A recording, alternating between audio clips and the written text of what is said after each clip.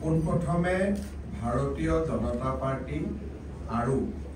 আমাৰ মিত্ৰ দলৰ হৈ অসমবাসী ৰাইজক বিগত পঞ্চায়ত নিৰ্বাচনত আমাৰ প্ৰতি দেখুওৱা মৰম শুভকামনা আৰু আশীৰ্বাদৰ বাবে বহুত বহুত ধন্যবাদ জনাইছোঁ। জিলা আয়ুক্তসকলে নিৰ্বাচনী ফলাফল আনুষ্ঠানিকভাৱে প্ৰকাশ কৰিছে আৰু আমি প্ৰত্যেকখন জিলাৰ পৰা সংগ্ৰহ কৰা কিছু ডেটা বা আমি প্ৰত্যেকখন জিলাৰ পৰা আমি যি ধৰণে আমি ডাটা পাইছোঁ তাৰ ভিতৰতে আমি আমাৰ ফলাফলখিনি ক'ব বিচাৰিছোঁ। হয়তো শেষ ব্যাখ্যাত কৰবাত এখন আসন বেছি কৰবাত এখন আসন কম হ'ব পাৰে, কিন্তু ৰাফলি নিৰ্বাচনৰ ফলাফল এইটোৱে বুলি আমি গ্ৰহণ কৰিব পাৰোঁ। জিলা পৰিষদত আপোনালোকে জানে সৰ্বমুঠ আসন আছিলে ৩৯৭টা আৰু এই ৩৯৭খন আসনৰ ভিতৰত আমাৰ গণ পৰিষদ দল আৰু ভাৰতীয় জনতা পাৰ্টিয়ে আমি নিৰ্বাচনত সম্পূৰ্ণ এটা মিত্ৰ দল হিচাপে প্ৰতিদ্বন্দ্বিতা কৰিছিলোঁ আৰু আমাৰ হাতত থকা তথ্য মতে ৩০০টা সিটত আমি নিশ্চিত বিজয় হৈছোঁ। এটা সিটৰ ওপৰত অলপ কনফিউজন আছে, এখন হিচাপ কৰিলে আমি এটা সিট পোৱা দেখুৱাই, এটা হিচাপ কৰিলে নোপোৱা দেখুৱাই, কিন্তু আমি ৩০০ বুলি এটা ফিগাৰ এটা আমি ল'ব খুজিছোঁ আৰু এই ৩০০ৰ যদি আপোনালোকে ভাগ কৰিব খোজে যে ৩০০টো আমি কেনেকৈ ভাগ কৰিম, ২০০ ইয়াত ৭২টা সিট ভাৰতীয় জনতা পাৰ্টিয়ে লাভ কৰিছে আৰু ২৮টা সিট আমাৰ অসম গণ পৰিষদ দলে লাভ কৰিছে। ইয়াৰ ভিতৰত ৪টা সিট গোৱালপাৰাত ৰাভা আসন যৌথ মঞ্চই লাভ কৰিছে, কিন্তু তেওঁলোক বিজেপিৰ চিম্বলতে ইলেকশ্যন খেলিছিল। গতিকে আমাৰ হাতত হিচাপতে ৩০০ + ৪ ৩০৪ হ'ব লাগে, কিন্তু ডিচিসকলে ৩০০ বুলি জনাইছে, গতিকে আমি মাজতে ৰাখি থৈ দিছোঁ। এতিয়া সি যি নহওক আমাৰ বিজেপিৰ বিজয়ৰ ভিতৰত ৰাভা আসন যৌথ মঞ্চৰো বিজয়ী প্ৰাৰ্থীসকলৰ নাম সন্নিৱিষ্ট হৈ আছে। আৰু যদি আমি হিচাপ কৰি চাওঁ, এইবাৰ মিত্ৰ দলে জিকাৰ যিটো সমানুপাতিক যে আমি কিমান পাৰ্চেণ্টেজ জিকিলোঁ, 76.27% সিটত ভাৰতীয় জনতা পাৰ্টি আৰু আমাৰ মিত্ৰ দল অৰ্থাৎ NDA এইবাৰ 76.22% সিটত আমি জয়লাভ কৰিছোঁ। আঞ্চলিক পঞ্চায়ত আপোনালোকে জানে যে যথেষ্টখিনি ৰিজাল্ট অকণমান বহুত সিট, যিহেতু টোটেল আঞ্চলিক পঞ্চায়তৰ সিট আছিলে 2192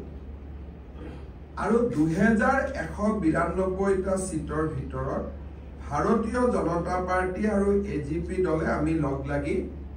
1436 সিটত বিজয়, 1436। যদি আমি ব্ৰেকআপ কৰোঁ, 1265টা ভাৰতীয় জনতা পাৰ্টি আৰু 171টা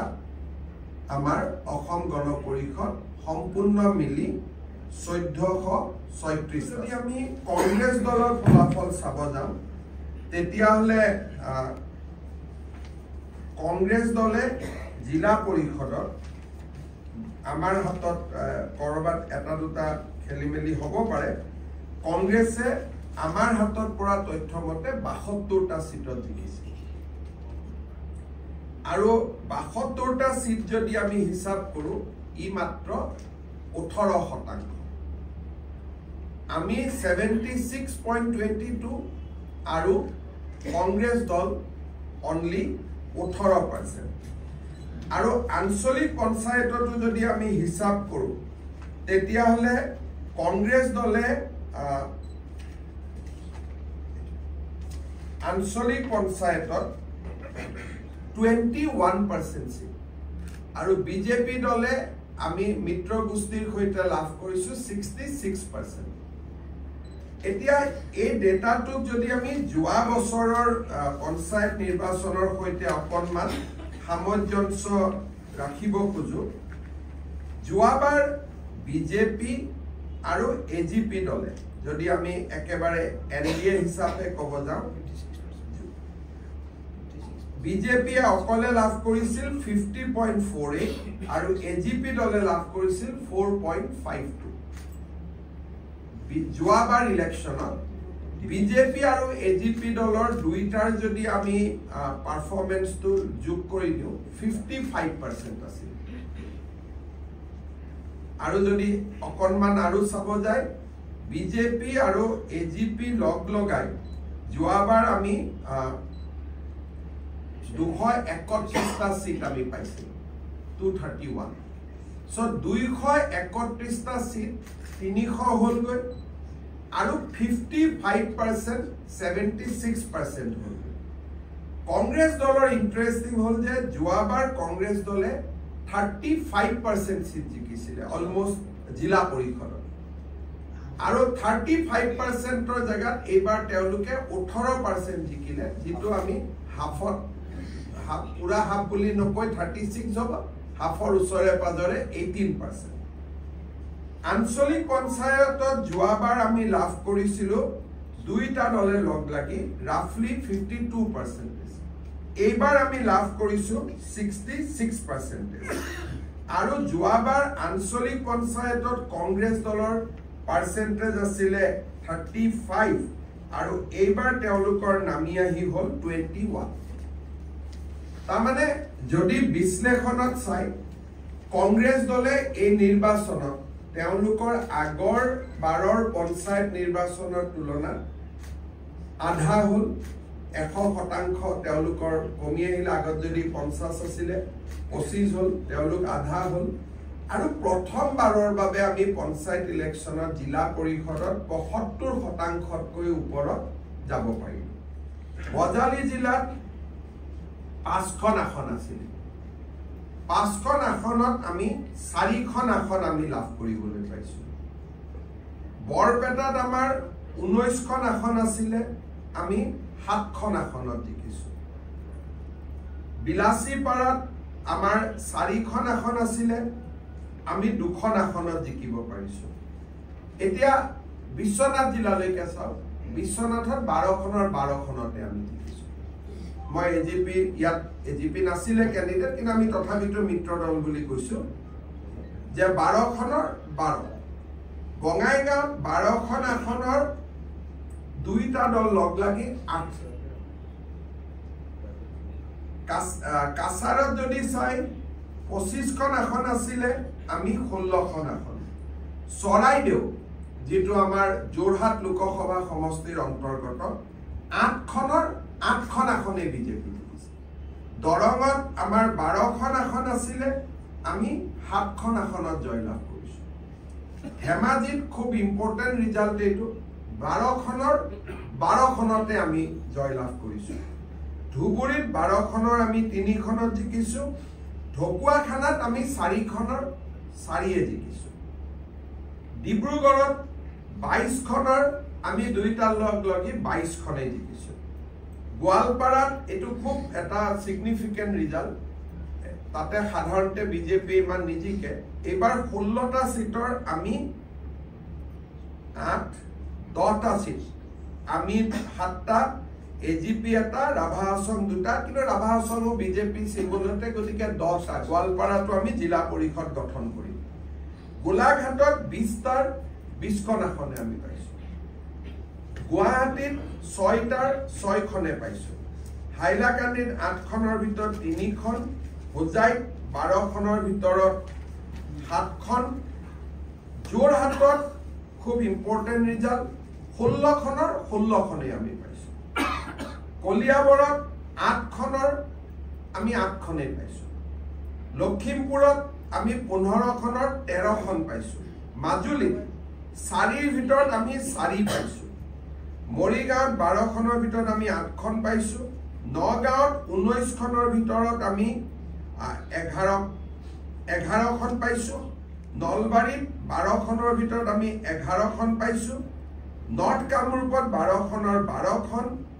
শ্ৰীভূমিত 16খনৰ 11খন, শিৱসাগৰত 12খনৰ 11খন আসনত আমি জয়লাভ কৰিছোঁ, শোণিতপুৰত আমি 20খন আসনতে জয়লাভ কৰিছোঁ, সাউথ কামৰূপত আমি 12খন আসনৰ 6খন লাভ কৰিছোঁ,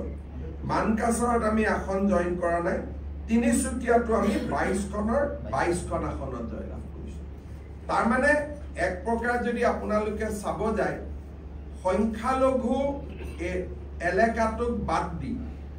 আমি সকলো স্থানতে 100ৰ ভিতৰত 100টা সিট পাইছোঁ। কংগ্ৰেছে যিকেইটা সিট পাইছে অকল সংখ্যালঘু অঞ্চলত পাইছে, আৰু আমি এইবাৰ বিজেপি দলে সংখ্যালঘু অঞ্চলতো আমি সিট পাবলৈ সক্ষম হৈছোঁ। মই উদাহৰণস্বৰূপে 3টা খুব ইণ্টাৰেষ্টিং ৰিজাল্ট আপোনালোকক ক'ব খুজিছোঁ। আমাৰ বৰপেটাত হৰিপুৰ এখন জিলা পৰিষদ আছে, 70% তাত 90% আমাৰ সংখ্যালঘু, তাতে আমাৰ প্ৰাৰ্থী হাইদৰ আলী হুছেইন জয়লাভ কৰিছে। তাৰপিছত আমাৰ নলবাৰীত বৰক্ষেত্ৰী চৰ বুলি এটা সিট আছে য'ত 100% সংখ্যালঘু, তাতে আমাৰ প্ৰাৰ্থী আনোৱাৰা খাতুন জয়লাভ কৰিছে। জলেশ্বৰ সমষ্টি য'ত আজিলৈকে বিজেপিয়ে আমি পদুম ফুল কাকো দেখুৱাবই পৰা নাছিলোঁ, জলেশ্বৰ সমষ্টিটো আমাৰ প্ৰাৰ্থী মেহেৰ জামাল হক জয়লাভ কৰিছে। ই জলেশ্বৰ সমষ্টিৰো এটা অংগ। তাৰমানে 100 আমি 100 বুলি ক'লে ভুল হয়, 90 বুলি কওক, 85% কওক, 90-85% থকা সংখ্যালঘু সিটো এইবাৰ আমি 3টা প্ৰথম খবৰ মতে 40%-45% সংখ্যালঘু থকাটো আমি বহুত সিট পাইছোঁ, কিন্তু 90% থকাও আমি 3টা সিট পাইছোঁ। আৰু এইটো এটা প্ৰাৰম্ভিক খবৰ, এই খবৰটো হয়তো আৰু ভাল হ'ব। সংখ্যা গৰিষ্ঠ অৰ্থাৎ হিন্দু লোক থকা অঞ্চলত 100ৰ ভিতৰত 100। কংগ্ৰেছে হিন্দু লোক থকা সমষ্টি এটাও সিট জিকিব পৰা নাই, ক'তো থ্ৰুআউট আছাম ক'তো তেওঁলোকে এটাও সিট জিকিব পৰা নাই। বিজেপিয়ে ওলোটাই সংখ্যালঘু বা মুছলিম লোক থকা অঞ্চলতো আমি 3টা ষ্ট্ৰেইট জিকিছোঁ, আৰু 40-45% থকা মুছলিম সিটটো আমি বহুত জিকিছোঁ। তাৰমানে ভাৰতীয় জনতা পাৰ্টীয়ে নিজৰ পৰম্পৰাগত যিটো আমাৰ সমষ্টি তাত আমি আগতকৈ বহুত বেছি ভাল কৰিছোঁ, আৰু যি আমাৰ পৰম্পৰাগত সমষ্টি নহয় তাতো আমি শক্তিশালী প্ৰৱেশ আমি কৰিব পাৰিছোঁ। এই পঞ্চায়তৰ নিৰ্বাচন ৰাজনীতি দৃষ্টিভংগীৰ ফালৰ পৰা, বিশ্লেষণৰ ফালৰ পৰা এটা অভূতপূৰ্ব। আমি বিজেপিয়ে ইমান সিট আশাও কৰা নাছিলোঁ,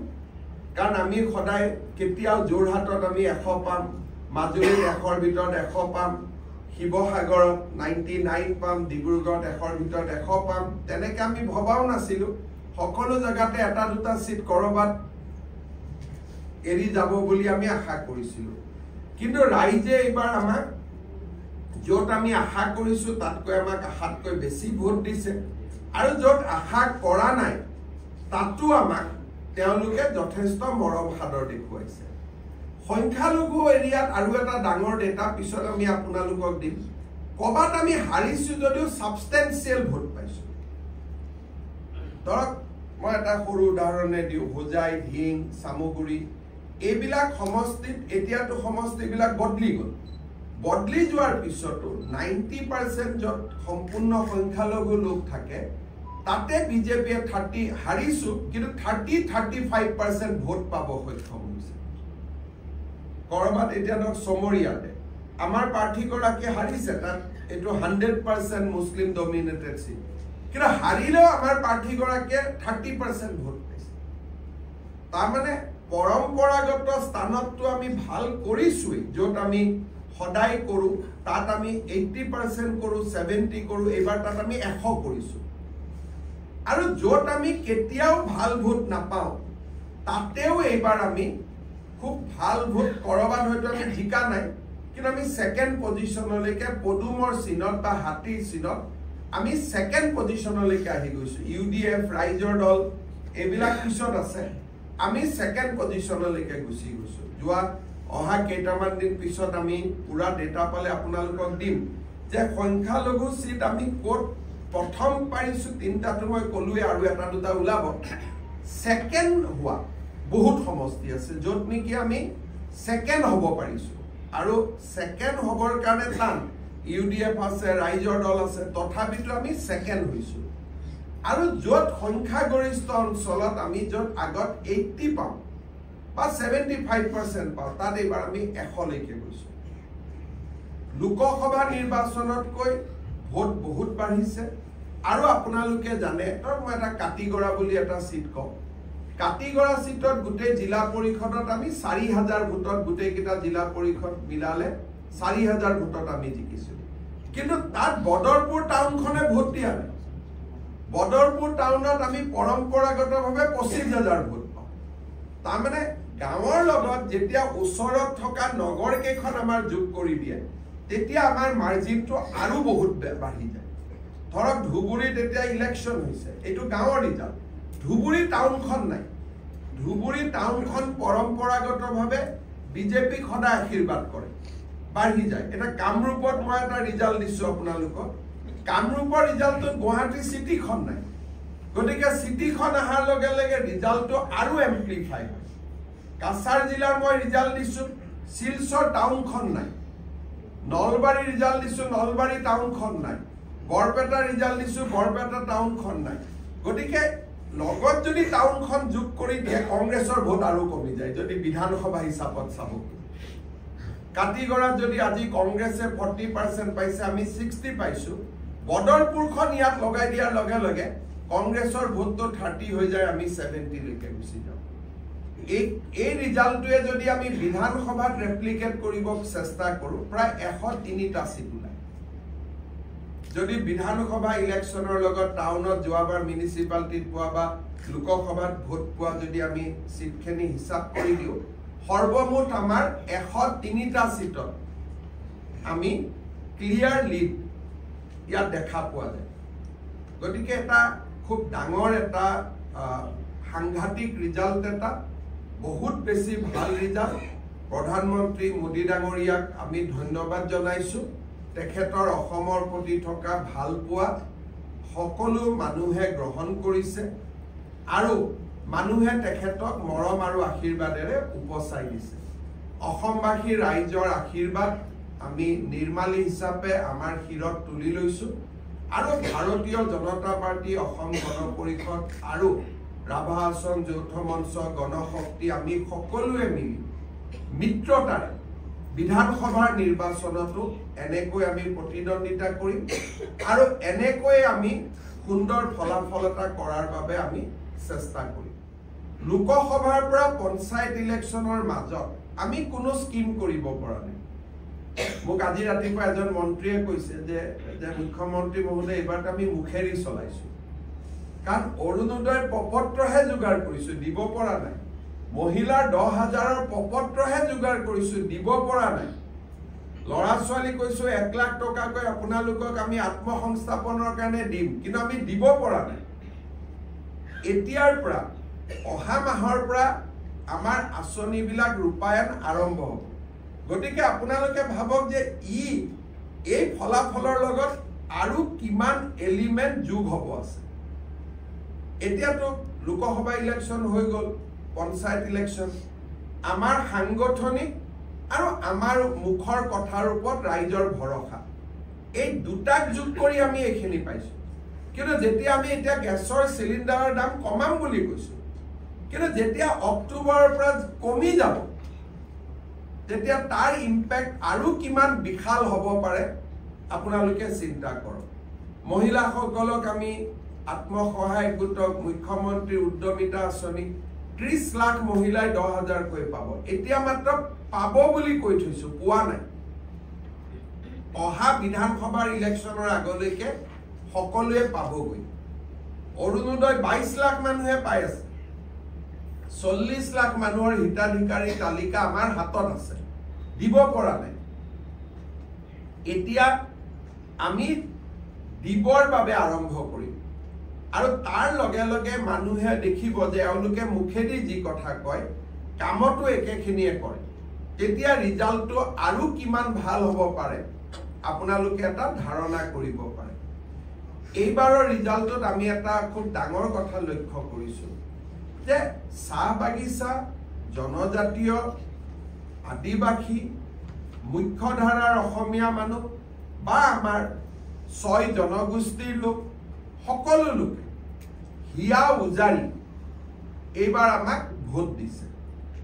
য'ত নেকি সাধাৰণতে বিজেপি বুলি ক'লে যি ধাৰণা কৰা হয় যে ইয়াতে মিক্স কাষ্ট হ'লেহে বিজেপিৰ ভাল হয়, একেবাৰে অসমীয়া মানুহ হ'লে ভাল নহয়। এইবাৰ যি গাঁৱত অকল 100% আহোম মানুহ আছে, 100% মৰাণ আছে, 100% মটক আছে, 100% কোচ আছে, 100% কলিতা আছে, 100% চুতীয়া মানুহ আছে, তাতো আমি সম্পূৰ্ণৰূপে বিজয় লাভ কৰিবলৈ সক্ষম হৈছোঁ। আৰু জেনেৰেলি অসমীয়া মুছলমানে হওক বা বৰাক উপত্যকাৰ মুছলমান মানুহে হওক ভোটৰ পাৰ্চেণ্টেজটো আমালৈকে বাঢ়ি গৈ আছে। মই আশা কৰোঁ যে আৰু 2-4টা ইলেকশ্যনৰ পিছত আমি তেনেকুৱা সমষ্টিসমূহতো লাহে লাহে শক্তিশালী পৰ্যায় যাবগৈ পাৰিম। শেষত আপোনালোকৰ প্ৰশ্নৰ উত্তৰ দিয়াৰ আগতে মই দুটা কথা ক'ম। এইবাৰ ইলেকশ্যনৰ দুটা কাম আমি খুব সুন্দৰভাৱে কৰিব পাৰিছোঁ। এটা হ'ল মিত্ৰতা, AGP আৰু ৰাভা যৌথ সংগ্ৰাম মঞ্চ, গণশক্তি, আমাৰ চাৰিওটা দলৰ লগত যিটো বুজাবুজি ইমান স্মুথ আছিলে। আগত কেতিয়াবা কৰবাত খেলি মেলি হয়, এইবাৰ খুব স্মুথ আছিলে। AGP দলৰ সভাপতি অতুল বৰা, ৰাভা আচঙৰ টংকেশ্বৰ ৰাভা, গণশক্তিৰ পৰমানন্দ চায়েঙীয়া আৰু আমাৰ দলৰ সভাপতি দিলীপ শইকীয়া, এই চাৰিওগৰাকীয়ে লগ লাগি খুব ধুনীয়া কৰি, আৰু মই সোমাবলগীয়া হোৱাই নাই। আপোনালোকে জানে যে ইলেকশ্যনৰ সময়ত মই 4 দিনৰ কাৰণে বিদেশত আছিলোঁ। আমাৰ দলৰ সভাপতিসকলে অত্যন্ত ধুনীয়া কৰি আণ্ডাৰষ্টেণ্ডিং কৰিলে, যি আমাৰ তলত তৃণমূল পৰ্যায়ত মানুহক বহুত উৎসাহিত কৰিলে। দ্বিতীয়তে প্ৰাৰ্থী তালিকা, বোলে ইয়াক টিকট বিক্ৰী কৰিছে, অফিচত আহি মাৰামাৰি হৈছে, একো হোৱা নাই। এটা প্ৰাৰ্থী তালিকা মণ্ডলৰ পৰা জিলালৈকে, জিলাৰ পৰা ৰাজ্যিকলৈকে, মণ্ডল সভাপতিৰ পৰা জিলা সভাপতিলৈকে, জিলা সভাপতিৰ পৰা ৰাজ্যিক সভাপতিলৈকে, আৰু আমাৰ প্ৰভাৰীসকললৈকে, মন্ত্ৰীসকললৈকে যাৰ যাৰ দায়িত্বত আছিল, ইমান ধুনীয়াকৈ কাম কৰিলে। যেতিয়া টিকেট ডিষ্ট্ৰিবিউশ্যন হৈ গ'ল, ধুনীয়াকৈ হৈ গ'ল, তেতিয়া মই দিলীপ শইকীয়াক কৈছিলোঁ যে ইমান ধুনীয়া টিকট হ'ল, গতিকে আমি জিকাটো নিশ্চিত। এটা হ'ল মিত্ৰতা, দ্বিতীয়তে হ'ল সুন্দৰ টিকেট ডিষ্ট্ৰিবিউশ্যন। তাৰপিছত যদি প্ৰচাৰত চাই, আমাৰ 2 গৰাকী কেন্দ্ৰীয় মন্ত্ৰী সৰ্বানন্দ সোণোৱাল ডাঙৰীয়াই সম্পূৰ্ণ সময় দিলে, পবিত্ৰ মাৰ্ঘেৰিটাইও সম্পূৰ্ণ সময় দিলে নিৰ্বাচনত। পবিত্ৰ মাৰ্ঘেৰিটাই যোৰহাট সমষ্টিত, যোৰহাট, চৰাইদেউ, শিৱসাগৰত পবিত্ৰ মাৰ্ঘেৰিটাই তাতে নিজে ইলেকশ্যন উঠিলে, যিমান কষ্ট কৰে সিমান কৰিলে। সোণোৱাল ডাঙৰীয়াই ডিব্ৰুগড় লোকসভাত কৰাৰ উপৰিও গোটেই অসমখনতে যি ধৰণে কেম্পেইন কৰিব লাগে আমি দলে যেনেকৈ বিচাৰিছোঁ তেওঁ সময় দিলে। প্ৰাক্তন কেন্দ্ৰীয় মন্ত্ৰী ৰামেশ্বৰ তালী, কামাখ্যা তাছা আৰু আমাৰ সকলো সংসদ, একেবাৰে আমাৰ AGP দলৰ ফণীভূষণ চৌধুৰীৰ পৰা আৰম্ভ কৰি বিজুলী কলিতা মেধিলৈকে সকলোৱে ফিল্ডত কাম কৰিলে। আৰু মই নিজেও যিমান পাৰোঁ কেম্পেইন কৰিলোঁ, আমাৰ দলৰ সভাপতিয়েও আমি বিধানসভা ইলেকশ্যনত যেনেকৈ কৰোঁ আমি তেনেকৈ প্ৰচাৰ চলালোঁ।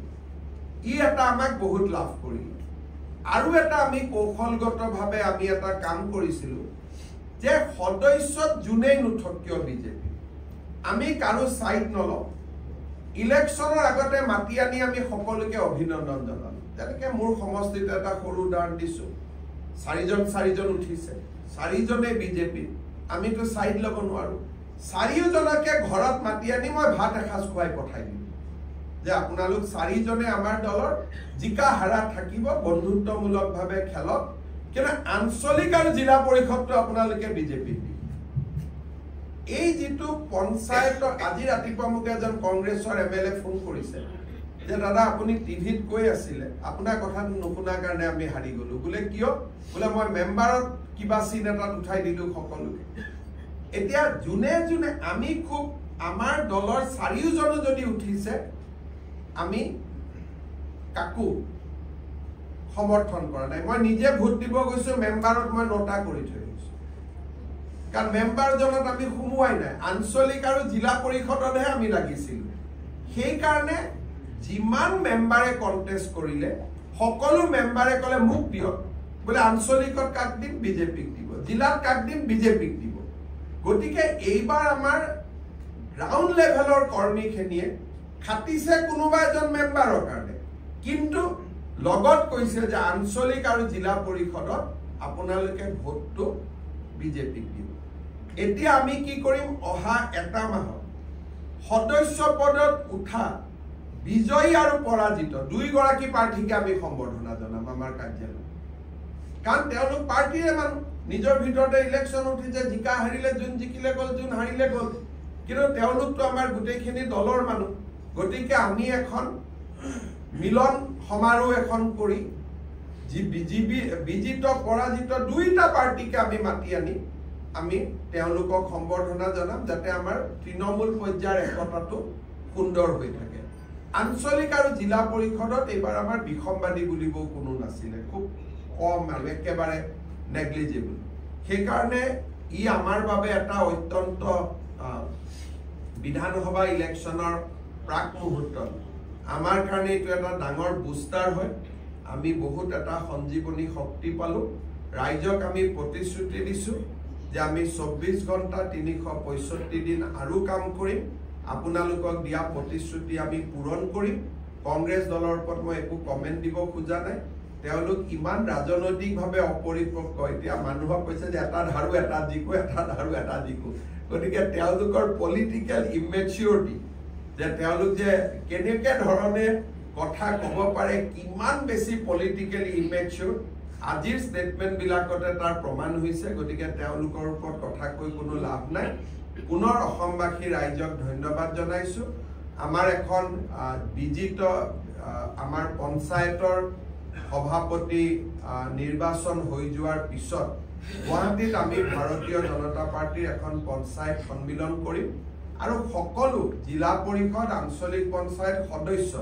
সদস্যৰ সংখ্যাটো মই দিয়া নাই সব বিজেপিৰে জিকিছে আমি লাহে লাহে দিব পাৰিম সকলোকে গুৱাহাটীত মাতি আমি সম্ভাষণো জনাম আমাৰ ৰাষ্ট্ৰীয় সভাপতি নাড্ডা ডাঙৰীয়া গৃহমন্ত্ৰী অমিত শাহ ডাঙৰীয়াকো আমি নিমন্ত্ৰণ কৰিম যাতে আমি সুন্দৰ পঞ্চায়ত অভিৱৰ্তন এখন পাতো আৰু কেন্দ্ৰীয় নেতৃত্বৰ মুখেদি তেখেতসকলে যাতে শুনিব পাৰে যে পঞ্চায়তৰ শাসনত বহিও কেনেকে আমি স্বচ্ছ আৰু সুন্দৰভাৱে এইবাৰ কাম কৰিব লাগিব যোৱাবাৰ আমি যিমান কৰিছো তাৰ মাজতো দুই এজন ৰাইজৰ অভিযোগ থাকি গৈছে এইবাৰ আমি প্ৰথম দিনাৰ প্ৰায় কেয়াৰ কৰিম যাতে কোনো ধৰণৰ সাধাৰণ ৰাইজৰ আঁচনিৰ দুৰ্নীতি হ'ব নোৱাৰে আৰু আমি সকলোকে আহ্বান কৰিম বিজেপি আৰু এজিপি দলৰ বিজয়ী প্ৰাৰ্থীসকলক জিকাৰ পিছতো আপোনালোকে যাতে ৰাইজে আপোনালোকৰ প্ৰতি দেখুৱা মৰম চেনেহ পাহৰি নাযায় সম্পূৰ্ণ দুখীয়া ৰাইজৰ সেৱাৰ কাৰণে আমি যাতে পঞ্চায়তী ৰাজক পৰিচালনা কৰো তাৰ বাবে মই সকলোকে আহ্বান জনাম পুনৰ এবাৰ অসমবাসী ৰাইজক ধন্যবাদ জনাইছো কৃতজ্ঞতা জনাইছো সেৱা জনাইছো ভাৰতীয় জনতা পাৰ্টিৰ কাৰ্যকৰ্তাসকলক মোৰ মৰম শুভেচ্ছা আৰু শ্ৰদ্ধা নিবেদন কৰিছো সংখ্যালঘু মহিলাসকল বিজেপিৰ লগত খুব দ্ৰুত গতিত গোট খাইছে তেওঁলোকে জানে যে অৰুণোদয় বিজেপিয়ে দিছে যদি বিজেপি চৰকাৰ নাহে অৰুণোদয় নাথাকিব আজি তালাকৰ আইন কোনে আনিলে নৰেন্দ্ৰ মোদী আনিলে যদি মোদী ডাঙৰীয়া নাহে আকৌ তালাক আহি যাব এতিয়া মোদী ডাঙৰীয়া ইউনিফৰ্ম সিভিল কোডৰ কথা কৈছে তাৰমানে এজন মহিলাই কেতিয়াও পুৰুষৰ অত্যাচাৰ পাব নালাগে আজি চাইল্ড মেৰেজৰ এগেইনষ্টত আমি কাম কৰিছোঁ গতিকে লাহে লাহে সংখ্যালঘু অঞ্চলৰ মহিলা আৰু ছোৱালীসকল ভালটো আমাক বহুত পায় ভোট দিবৰ কাৰণে সাহস লাগে লাহে লাহে সাহসটো কৰি গৈ আছে আৰু সংখ্যালঘু সমাজৰ যিখিনি নেশ্যনেলিষ্ট থাকে যোনে ভাৰতৰ ভাল পায় নিজৰ দেশ বুলি ভাবে প্ৰধানমন্ত্ৰী ডাঙৰীয়াই যি ধৰণে দেশখন চলাইছে অলপ দেৰি লাগে আকাশত মেঘটোতো স্থায়ী নহয় গতিকে লাহে লাহে যিবিলাক কথা ওলাই আছিলে বিজেপি আহিলে মছজিদ নোহোৱা কৰি দিব বিজেপি আহিলে নামাজ পঢ়িব নোৱাৰিব এই কথাবিলাক 15 বছৰৰ পিছত মানুহে বুজি পাইছে যে এইবিলাক আমাক ভয় খুৱাবৰ কাৰণে কৈছে আচলতে নহয় শিৱসাগৰ যোৰহাটত আমাক সংখ্যালঘু ৰাইজে ভোট দিছে এবাৰ কাষ্ট সেন্সাস আহি আছে প্ৰথমবাৰৰ বাবে জলহা হক সয়দ হক দেশী হক সকলোৱে নিজৰ কাষ্ট লিখিব পাৰিব গতিকে বহুত বিলাক ডেভেলপমেন্ট হৈ আছে যাৰ কাৰণে মই ভাবো যে সংখ্যালঘু অঞ্চলৰ বেলটত বিজেপিৰ সংখ্যাটো লাহে লাহে বাঢ়ি গৈ আছে আৰু লাহে লাহে আৰু মেচিউৰ হ'ব বিধানসভাটো সংখ্যালঘু মহিলাই কোনেও কংগ্ৰেছত ভোট নিদিয়ে কাৰণ তেওঁলোকে অৰুণোদয় পাই আছে তেওঁলোকে গেছ কম দামত পাব তেওঁলোকে 10,000 টকা পাব গতিকে তেওঁলোকে জানে এই যে কংগ্ৰেছ আহিলেতো একো নহব গতিকে বিধানসভাটো সাইলেন্ট ভোট আৰু বেছি পৰিব পঞ্চায়ততো তথাপিতো অলপ পছন্দ থাকে বিধানসভাত সাইলেন্ট ভোট সংখ্যালঘু এৰিয়াত আৰু বহুত পৰিব যোৰহাটৰ ৰাইজৰ কাৰণে আমাৰ বহুত কৰিবলগীয়া কাম আছে এতিয়া মই লাগি আছো যে যোৰহাটত ইমিডিয়েটলি ফ্লাইট এখন আহিব লাগে ইন্ডিগোৰ লগত মই 21 তাৰিখে মিটিং দিছো যে যোৰহাটত যাতে এখন ৰৰয়াত যাতে দিল্লী যোৰহাট এখন ফ্লাইট আৰম্ভ হয় আৰু যোৰহাটৰ কাৰণে আমি কাম কৰাৰ এটা সদায় মন আছে অহা এক মাহৰ ভিতৰত যোৰহাট মাজুলী দলঙৰো টেন্ডাৰ ওলাব গতিকে আমি নিশ্চিতভাৱে কাম কৰিম আৰু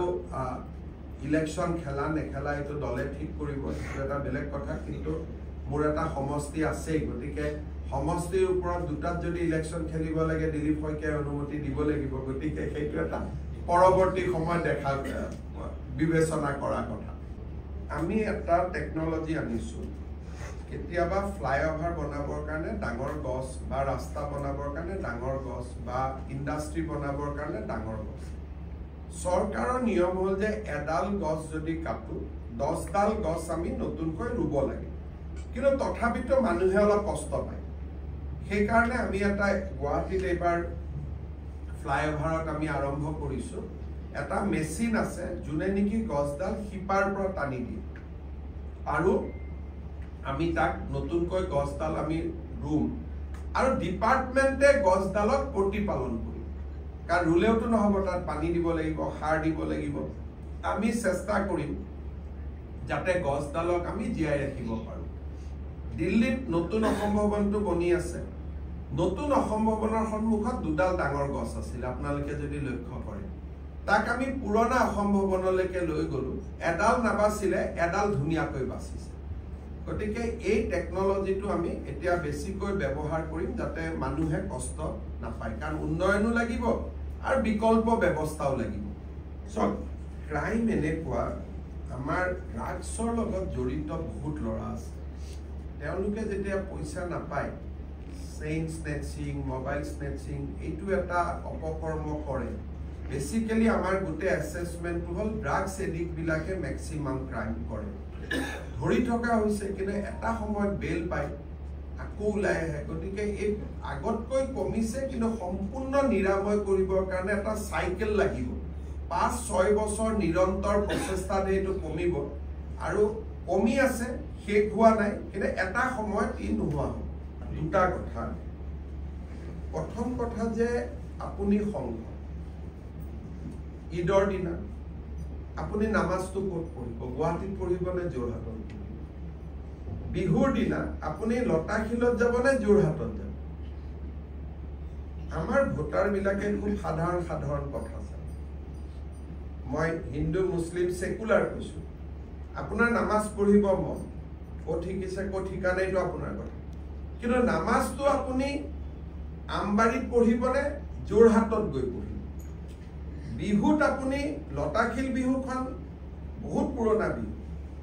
কিন্তু আপুনি এজন এমপি এটা আপোনালোকে চাব দিলীপ শইকীয়াকে চাওক বা প্ৰধান বৰুৱাকে চাওক ব্যস্ততাৰ মাজতো নিজৰ সমষ্টিটো নেৰে গধূলি গৈ সমষ্টিত পাই যায় হয়নে দিলীপ যিয়ে নাথাকক কিয় গৈ সমষ্টি পাই যায় সমষ্টি মানুহক মৰম এটা লাগে আগত তেওঁ নগাঁৱত ইলেকশ্যন খেলিছিল নগাঁৱত পৰম্পৰাগত ভোট আছিল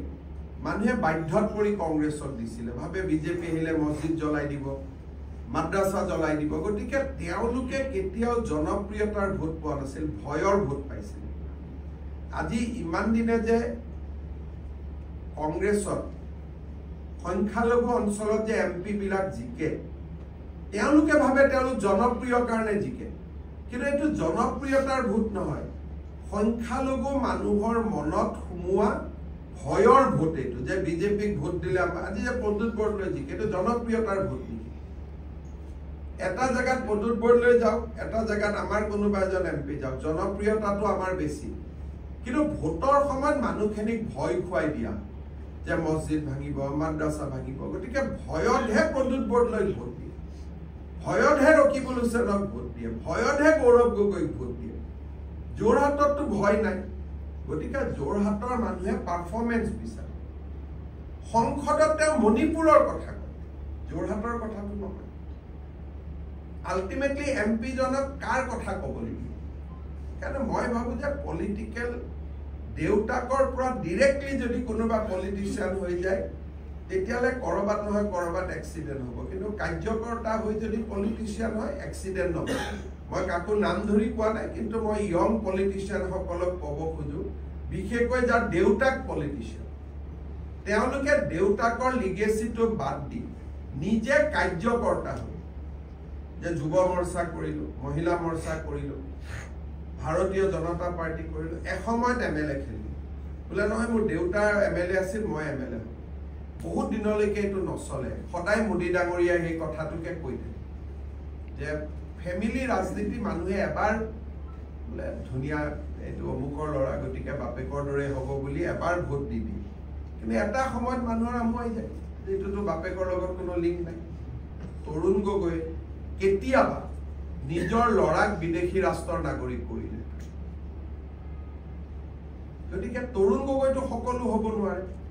সকলোতো প্ৰফুল্ল মহন্ত হ'ব নোৱাৰিব সকলোতো হিতেশ্বৰ শইকীয়া হ'ব নোৱাৰে সকলোতো শৰৎ সিংহ হ'ব নোৱাৰে বাপেকৰ মেইন শিষ্যজন ল'ৰা ছোৱালী নহ'বও পাৰে বাপেকৰ আটাইতকৈ ডাঙৰ শিষ্যজন তেওঁৰ কোনোবা কাৰ্যকৰ্তা হ'ব পাৰে গতিকে ৰাজনীতি তেজেদি নহয় ৰাজনীতি পৰিশ্ৰম আৰু কষ্ট নিৰ্ধাৰণ হয় এইটো মই কাকো ব্যক্তিগতভাৱে কোৱা নাই সকলো ইয়ং পলিটিশিয়ানক মই ক'ব খুজিছো যে বাপেকৰ নাম লৈ ৰাজনীতি কৰিব নালাগে নিজৰ ভৰিৰ ওপৰত নিজে থিয় হ'ব লাগে কাকো মই ব্যক্তিগতভাৱে কোৱা my simple observation in Assam the Hindu majority are voting us in a more bigger number so if it was 80 now it is becoming 95% so Hindu majority people are voting us more and more and Muslim people from a very low base maybe 5-2% base today we are at 30% it is because of Prime Minister's policy sabka saath sabka vikas today if you look at the welfare scheme Prime Minister welfare scheme is going maximum to the minority people because they are poor so the female core appreciate them so in my assessment we are getting in Assam more and more female votes from the minority community so that is what my observation is the idea of entire Operation Sindoor was to punish the terror so this should have been completed by 6th night itself because Pakistan retaliated on behalf of the terrorists that is why India retaliated but the objective of the Operation Sindoor was achieved in the 6th night and 7th morning itself after killing 150 terrorists on the Pakistani soil we have achieved our objective Prime Minister even if you look at his speech in Bihar He never said that I am going to punish innocent Pakistanis or civilian Pakistanis. He has said that ye terrorist jahan bhi hoga hum dhun ke marunga. The idea is to wage a war against terrorism. That this should have been completed in 7 morning itself. 8, 9, 10 it was continued because Pakistan retaliated on behalf of the terrorists. Once Pakistan realized that if we are going to do this, we will be massacred. Nothing will be left to us. Then they contacted our DGMO. Now, Congress party should clearly say that even after Pakistan DGMO surrendered before the Indian government, should we continue the war? Because our objective was achieved in the 6th and 7th morning. Can I ask Congress party during their period what they have done when Pakistani terrorists attack India? Now they are saying Indira Gandhi created Bangladesh. Do they Assam know what is the benefit of creating Bangladesh? You have not taken the chicken neck. You could have converted chicken neck into a proper road. Today you have presented us a fundamental country in our neighbor. So today if Indira Gandhi would have been alive, I would have asked her, Ki, Madam Prime Minister, if you have won a war, our army has won a war, why you have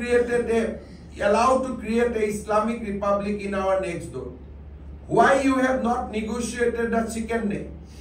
We could have get at least 100-kilometer land from Bangladesh to connect northeast with India. Why you have not take away POK? During the Simla agreement, why you have not taken the POK? You have converted a wing of Indian armed forces to your personal wing to become a secular leader. They have surrendered. It was a surrendered nation. You could have asked that give me back the POK. You could have said that Northeast should have a proper access to the Chittagong port. You could have put a condition that chicken neck will not be allowed. You give us 100 kilometers more so that we can mitigate the deadlock in chicken neck. Have they done anything? Today, Congress party should have asked what Mrs. Gandhi has done during her tenure after that massive win. Congress party should question what they have done after repeated terror strike in India. Today Modi ji has shown India's resolve in Balakot, in Pulwama, and now in Pahalgam. So you should only congratulate PM for this massive victory. You have no right to criticize anybody.